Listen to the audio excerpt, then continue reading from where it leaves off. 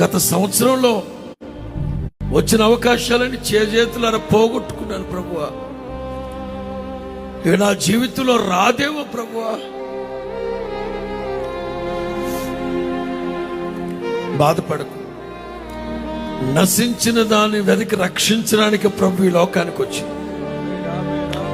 నువ్వు ఏ అవకాశాన్ని అయితే పోగొట్టుకున్నావో, ఏ అవకాశాన్ని అయితే జార విడుచుకున్నావో, నా ప్రభు తీసుకొచ్చి నీ భుజం మీద పెట్టబోతున్నా. నేను సంతోషింప చేయబోతున్నాడు ఆయన. మనుషులు చేస్తే ఒక్క పూటకి సరిపడానే చేస్తారు. అబ్రహాము హాగరికి చేసింది ఒక్క పూట కూడే, కానీ బోయజు ఆవిడ జీవితానికి సరిపడా ఇచ్చాడు.